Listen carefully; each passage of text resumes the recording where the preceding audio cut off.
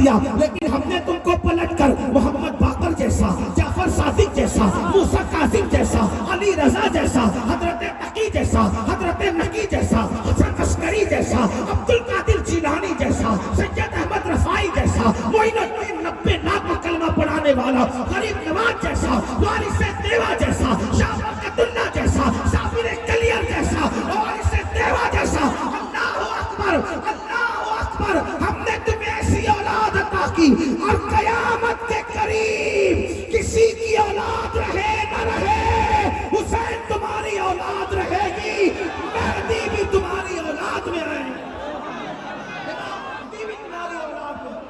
تو بات اس کر رہا تھا، اللہ کی راہ میں جو چیز دی جاتی ہے اللہ اس سے بڑھ کے دیتا ہے.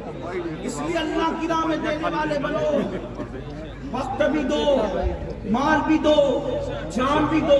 آپ ڈرے نہیں، میں کوئی چندے کا اعلان نہیں کروں گا، اس لیے کہ یہ تمہید تو چندہ مانگنے سے پہلے کی جاتی ہے، لیکن یہ چندے کی محفل نہیں.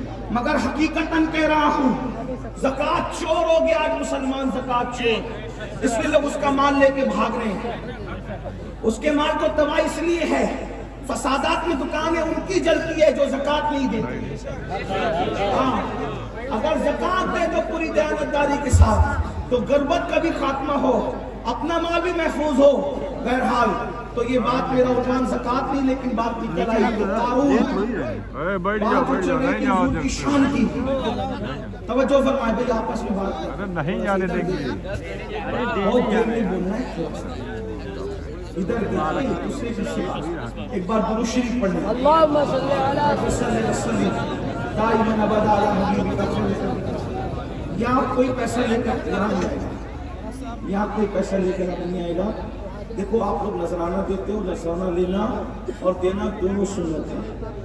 اور جو گھمنڈ اور تکبر کے طور پہ نذرانہ لینے سے منع کرے گا، اس پر ایک وقت ایسا آئے گا کہ وہ مانگے گا تو بھی لوگ اس کو نہیں دیں گے. تو اس لیے میں منع نہیں کر رہا ہوں، آپ کو نذرانہ دینا ہے. تکلیف ڈسٹرب ہوتی ہے، تو میرا اپنا طریقہ یہ ہے کہ آپ نذرانہ بات پسند آئے تو ضرور دیجیے. اس کا طریقہ یہ ہے کہ آپ کی 2 جیب ہوگی، ایک جیب ادھر سے نکالیے، ادھر کی جیب میں رکھیے، یا شرٹ کی جیب سے نکالیے، پینٹ کی جیب میں رکھیے. آپ کو کرنا یہ ٹھیک ہے، اور جتنے رکھ سکتے اتنے رکھ لیجیے. پھر اس کے بعد صبح جب ہو تو فجر کی نماز اپنے محلے کی مسجد میں ادا کیجیے، اور میری طرف سے اور آپ کی طرف سے وہ پورا نذرانہ اپنی مسجد کے امام صاحب کو لے جا کے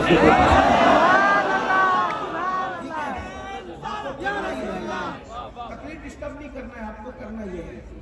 بعد میں پھر آپ کو جو کرنا ہے آپ کریں، لیکن کم سے کم تھوڑی بات سن لیں. آپ کا سب سے بڑا نذرانہ میرے لیے یہ ہے کہ آپ میری گفتگو سن لیں، اس سے بڑھ کر کوئی بات نہیں ہے. ایک بار سب مل کر درود شریف پڑھنے بعد آگے بڑھیں. اللہ رسول محمد صلی اللہ علیہ وسلم، نحن بعد محمد صلی اللہ علیہ وسلم، صلاۃ و سلام علیک یا جد الحسن والحسین.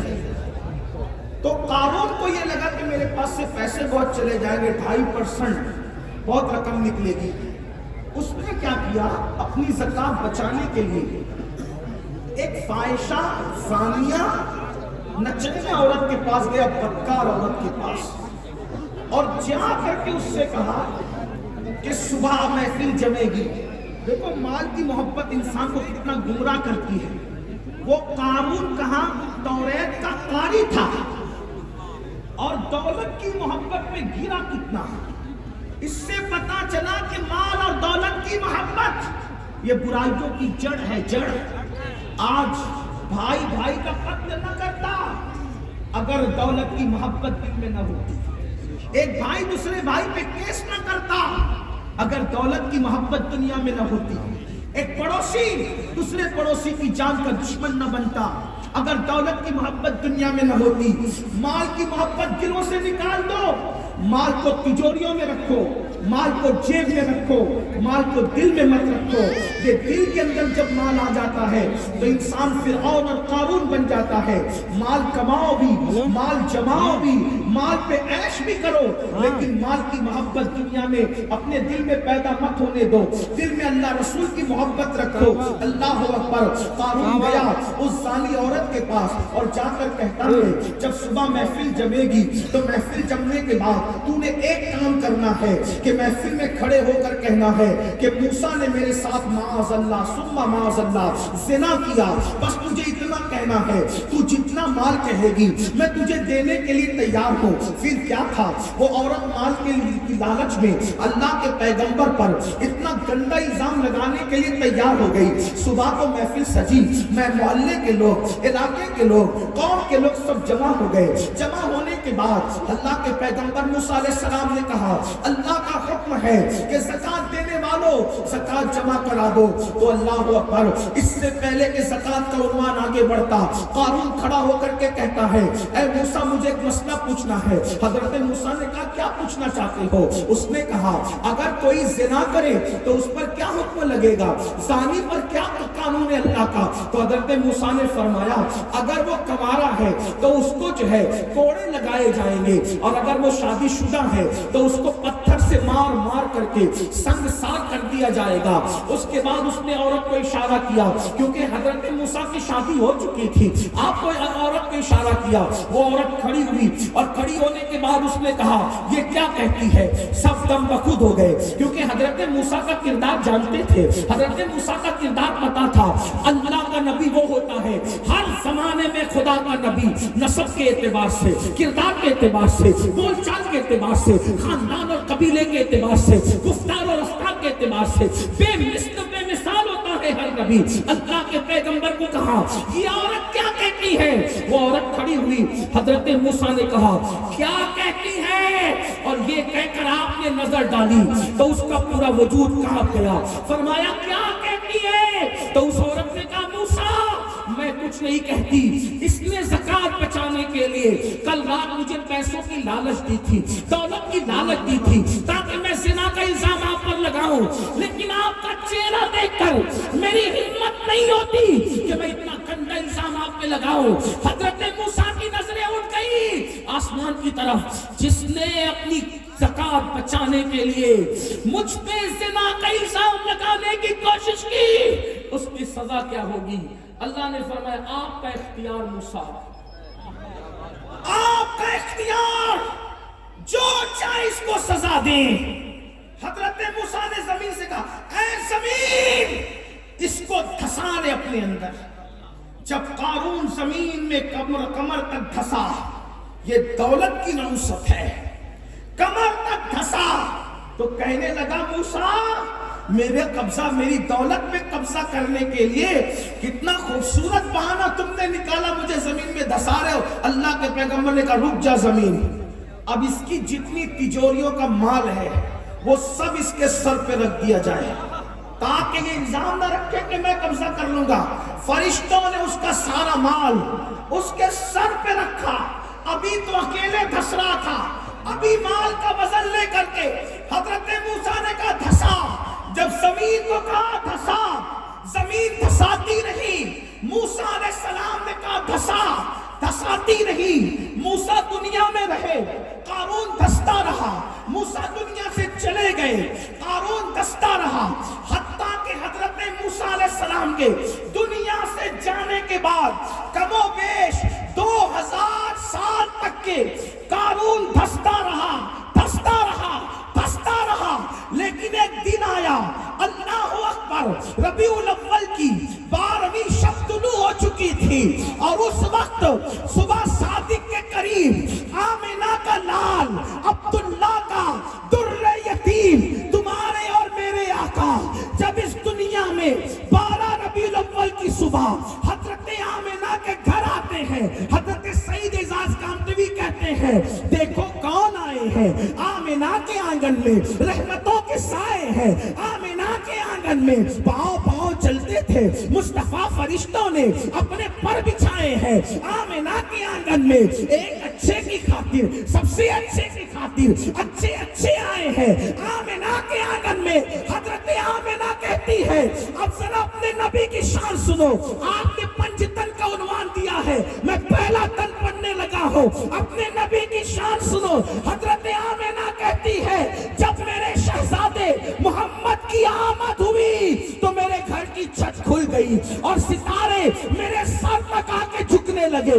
ایسا لگتا تھا جیسے مجھ پہ گر پڑیں گے, لیکن ستاروں سے آواز آتی تھی الصلاۃ والسلام علیک یا رسول اللہ. اللہ اکبر. گویا کہ فرشتوں کو حکم تھا, اے عرش نشینوں, اے آسمان کے رہنے والوں, اے آسمان کے باشندوں, جاؤ آج آمینہ کے آنگن میں اس کا دیدار کر لو, اس کی زیارت کر لو جو اللہ کا نور ہے, اللہ کا محبوب اعظم ہے, اللہ کا وزیر اعظم ہے. تو عرض یہ کر رہا تھا حضور دنیا میں تشریف لائے, حضور کا قدم زمین پہ پڑا.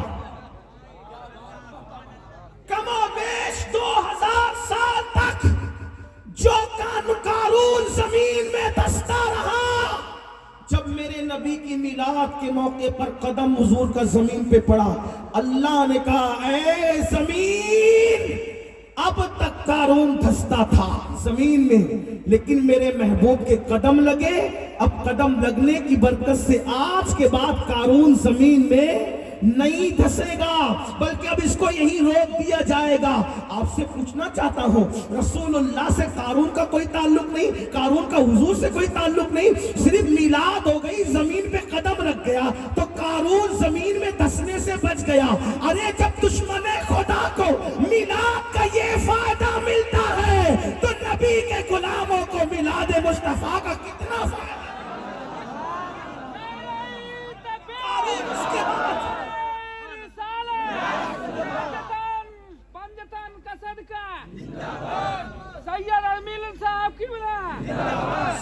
جیتے رہو, اللہ سلامت رکھے. اللہ الفاظ نہیں دیکھتا, اللہ تو نیتیں دیکھتا.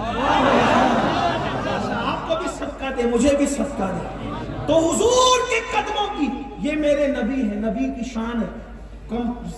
قدم رکھا زمین پہ, میلاد کی شب پیدا ہوئے, قارون کا دھسنا بند ہو گیا, دریائے ساوا خشک ہو گیا, دریا خشک ہو گیا. جتنے بادشاہ تھے سب کے تخت اوندھے ہو گئے. ملک شام میں کسرا کے ملک شام کے محلات سیدہ آمینہ نے اپنی آنکھوں سے دیکھا. مکے میں بیٹھے بیٹھے کعبہ حضرت آمینہ کے گھر کی طرف جھک گیا. حضرت جبریل نے جھنڈے نصب کیے. یہ نبی کی شان, اور اپنے نبی کی شان کیا, اپنے نبی کا مقام کیا, اپنے نبی کا مرتبہ کیا. بس اپنے نبی کی شان پڑھوں, اس کے بعد اینڈ کی طرف پہنچوں. دیکھو آپ نے سنا ہوگا یوسف علیہ السلام بہت خوبصورت تھے. میں نے کہا بہت خوبصورت کتنے؟ ام المومنین حضرت عائشہ صدیقہ نے پوچھا آقا یوسف اور آپ کے حسن میں فرق کیا ہے؟ فرمایا عائشہ اللہ نے میرے حسن کا آدھا میرے بھائی یوسف کو عطا کیا. اب توجہ کرنا مسلمانوں, یوسف اتنے خوبصورت تھے, حضور کا آدھا حسن یوسف علیہ السلام کو ملا, آدھا حسن کا آدھا حصہ حضرت یوسف کو ملا. تو یوسف کو دیکھا, توجہ کرنا, یوسف علیہ السلام کو دیکھا تو مصر کی عورتوں کی انگلیاں کٹ گئی. یوسف کو دیکھا تو مصر کی عورتوں کی, اپنے الفاظ میں اب کہہ دوں, یوسف کو دیکھا تو یوسف علیہ السلام کو دیکھ کر, چہرہ دیکھ کر, علم والے, عقل والے, دانشوروں, پڑھے لکھوں کی توجہ, یوسف علیہ السلام کا چہرہ دیکھ کر انگلیاں عورتوں کی ٹکڑے ٹکڑے ہو گئی. لیکن ٹکڑے ہو گئی کس کو دیکھ کے؟ چہرہ یوسف دیکھ کر. انگلیاں عورتوں کی ٹکڑے ٹکڑے ہو گئی. لیکن میرے نبی کا حسن کیا؟ چہرہ تو نہیں دیکھا, صرف میرے نبی کی انگلی دیکھی تو چاند ٹکڑے ٹکڑے ہو گیا.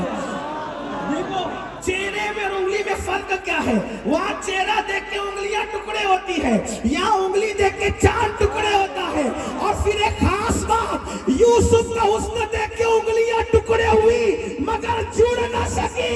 یہ میرے نبی کا حسن ہے, انگلی دیکھ کر کے چاند ٹوٹتا بھی ہے اور انگلی دیکھ کر چاند جڑتا بھی ہے. وہاں صرف ٹوٹنا ہے, جڑنا نہیں ہے. یہاں ٹوٹنا بھی ہے, یہاں جڑنا بھی ہے. اسی لیے جگہ سب سے اعلیٰ والا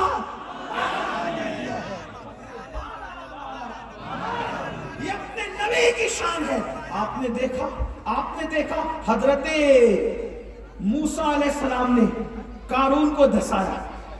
ابھی سنا پوری تفصیل, بہت لمبی کر دی میں نے بیان تاکہ آپ کو سمجھ میں میلاد نبی کی. موسیٰ علیہ السلام نے دھسایا, توجہ, لیکن اس نے عذر کیا، منظور نہ ہوا، ٹھیک، دھسایا، نکالا نہیں، لیکن میرے نبی نے دھسایا بھی ایک کو۔ حضور ہجرت میں، ہجرت کے لیے چلے، ہجرت کے لیے، تو سراقہ ڈھونڈتے ڈھونڈتے آ گئے مال اور سونے کی محبت میں۔ حضور نے دیکھا سراقہ ہے، کہا زمین دھسا اس کو۔ موسیٰ نے بھی دھسایا، میرے نبی نے بھی دھسایا۔ فرق کیا ہے؟ اس نے عذر کیا، منظور نہ ہوا، دھس۔ لیکن جب سراقہ کو دھسایا، سراقہ نے کہا معافی، اب نہیں کروں گا۔ حضور نے کہا نکال دے۔ موسیٰ دھساتے ہیں، بڑا معجزہ ہے، لیکن صرف دھساتے ہیں۔ میرے نبی کا اس سے بڑا معجزہ، وہ دھساتے بھی ہیں اور نکال بھی دیتے۔ نبی کی شان دیکھو، فرمایا سراقہ سونے کی لالچ میں آئے ہو، میں تو تیرے ہاتھوں میں کسرا کے کنگن دیکھ رہا ہوں۔ توجہ کریں، کسرا کے، کسرا کہتے ہیں فارس کا، ایران کے بادشاہ کا لقب تھا کسرا۔ توجہ کرنا، کسرا کے کنگن دیکھ رہا ہوں۔ ارے کوئی کہہ سکتا تھا حضور آپ اکیلے جا رہے، ایک ساتھی کو ساتھ لے کے؟ یار غار ابو بکر صدیق افضل البشر بعد الانبیاء بالتحقیق، صدیق اکبر کو لے کے اکیلے جا رہے تھے؟ صحیح، کوئی کہہ سکتا تھا ابھی تو آپ کے وطن والوں نے آپ کو نکال دیا، آپ اکیلے جا رہے؟ اور اتنی بڑی بات کہ کسرا کے کنگن، مطلب کیا؟ اے سراقہ سونے کی لالچ میں واپس جا، ایک وقت آئے گا کسرا فتح ہوگا، ایران فتح ہوگا، اور ایران کا بادشاہ کسرا، اس کے کنگن اتارے جائیں گے اور وہ تیرے ہاتھ میں پہنائے جائیں گے۔ قربان جائیں مسلمانوں، پھر حضرت سراقہ مسلمان ہو گئے۔ اور پھر سوچئے تو صحیح، حضور کی ظاہری حیات میں ایران فتح نہیں ہوا، صدیق اکبر کی ظاہری حیات میں بھی ایران فتح نہیں ہوا، لیکن جب فاروق اعظم کا دور آیا تو سراقہ بہت بیمار پڑ گئے۔ ایک خاص بات عرض کروں گا آگے بڑھنے سے پہلے، سراقہ بہت بیمار پڑ گئے۔ دیکھو آج مسلمانوں کو اپنے نبی کی بات پر یقین نہیں ہے جیسا ہونا چاہیے۔ اگر ڈاکٹر کہہ دے شوگر ہوئی ہے، میٹھا چھوڑ دے، پیٹا چھوڑ دیتے ہیں، کیوں؟ جان بچانے کے لیے۔ رسول اللہ نے فرمایا نشہ چھوڑ دے، کتنے لوگ چھوڑ رہے ہیں؟ آقا نے فرمایا داڑھی منڈانا چھوڑ دے، کتنے لوگ چھوڑ رہے ہیں؟ اللہ اکبر۔ داڑھی کے فائدے اگر گنوانے لگوں ایک مستقل تقریر اسی پر ہوگی، لیکن ایک بات آپ کو بتاؤں، ایک سائنسداں کہتا ہے کہ جو ایک مشت داڑھی رکھتے ہیں اس کو کبھی گلے کا کینسر نہیں ہوتا۔ اس کی وجہ یہ ہے کہ جو جراثیم انسان کے گلے پہ حملہ